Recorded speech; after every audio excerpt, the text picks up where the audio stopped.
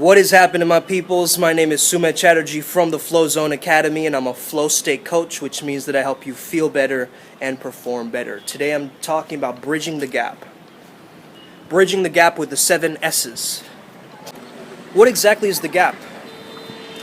What exactly is the gap? Well, the gap is this space of emptiness, okay?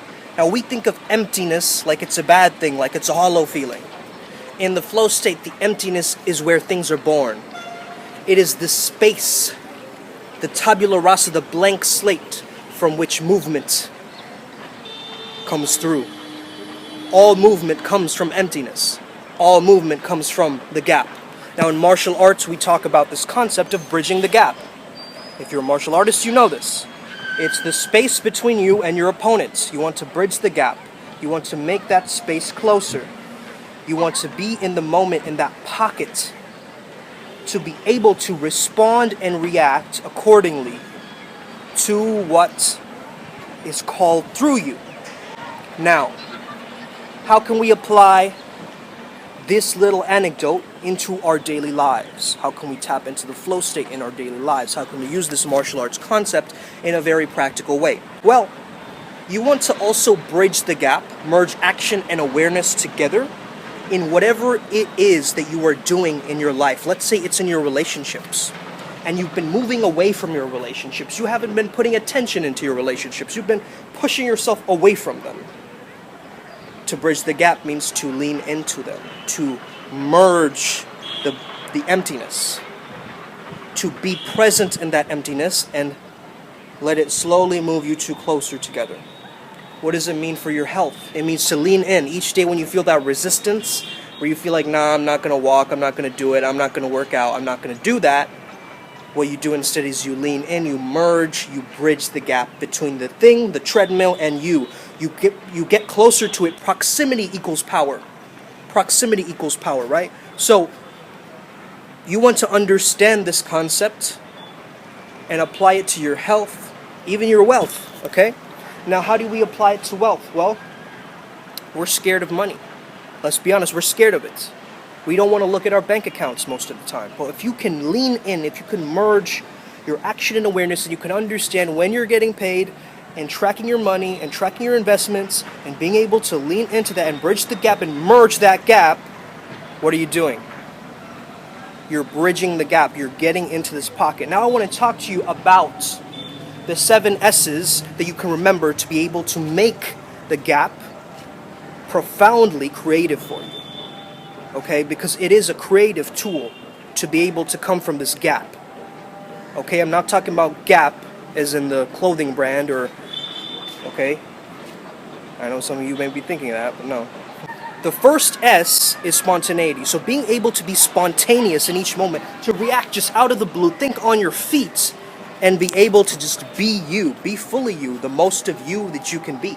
You don't need to hold yourself or edit yourself or pre-program yourself, but you're just organic, right? You're natural, you're spontaneous. Whatever comes up, whether it's a mistake, that's just a lesson. Let's move forward. Let's jump on that mistake and let's keep going. Let's be spontaneous. Let's allow the moment to come up. Let's not plan things from before, but let us allow whatever needs to be aligned in that very specific moment. That is spontaneity. The next S is sensitivity, okay? What do I mean by sensitivity? Am I meaning like a person who's soft and like really sensitive and like, easily offended by everything? Am I talking about a social justice warrior here, guys? No, I'm not. Okay, this sensitivity is tuning into your senses, tuning into the sensitivity, your senses and your environment around you. The next one is straightforwardness, being straight up with people, being blunt with people, even if it means making someone uncomfortable, even if it means they might be offended by that. It means leaning into that straightforwardness from a place of love, not from fear. Because if it's coming from a place of fear, you're going to want to defend yourself and your ego mechanisms are going to take over, okay? So you want to be straightforward from a place of love. Selflessness. Lose yourself. Lose yourself in the music, the moment you own it, you better never let it go, right? What does Eminem mean when he says lose yourself? This is what he means. He's talking about the flow state. That was like the first rap song that I listened to, you know what I mean? That got me into rapping, was Lose Yourself. And I understand it now. Lose yourself to find yourself. right? That's the paradox of this. You got to lose yourself in order for you to find yourself. Losing yourself is selflessness. It doesn't mean lose yourself. It means you lose your identity. You lose who you think you are to be who you prefer to be and who life needs you to be. Okay? It doesn't get your ego caught up in this maze or this kind of labyrinth where you're trying to escape and always trying to micromanage things and trying to make sure that everything's okay for you.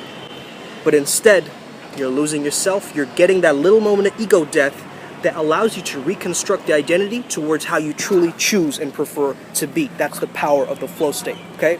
Then we have simplicity. Simplicity meaning not simple, okay? Simplicity does not mean stupid. That's what a lot of people need to understand. Simplicity is truth. Simplicity means coming back to your core. It is wise, it is present, it is responsible. All of these S's, if you can apply these S's and get to that zone, get to the gap where your unconsciousness and consciousness merge, where your subconscious and conscious mind merge together, where the physical and the metaphysical merge, where the scientific and the spiritual merge. If you can constantly refine and get back to the space and come from the space of neutrality, not of duality, but of neutrality, you can create this pure awareness and then bridge the gap, meaning leading into the gap, going into the emptiness, choosing quickly and conditioning your subconscious mind. That space is when you go into the gateway into your subconscious mind, right? When you're fully in it, when you're fully in the present moment, when you're, this word recently discovered from Beth in the Flow Jedi's group, which was ad sum, or ad sum, okay? Ad sum means here in Latin. So when we are here now, in the deep eternal now, and we're actually having fun with our lives, okay? Guys, I want to remind you, this is not about crookedness. This is not about ego-centered motivation. This is about a process of letting go, bridging the gap, leaning in, and allowing yourself to really enjoy that space where everything is empty and not being scared of it. You know, we in culture, we always need something to do, especially if you're in the Western world right now. I'm in India right now, but still, I find myself stepping into that mentality too. I'm like, I always have to do something. If I'm not doing something, I feel uncomfortable. Have you ever felt like this? If you're feeling like this, you need to know how to bridge this gap, how to get into that zone, how to get into that pocket, and slowly merge and live there. So that you're not living from stress, but you're living from this ease and abundance and grace, this effortlessness, okay? This seamlessness. Seamless, one of the other S's, right?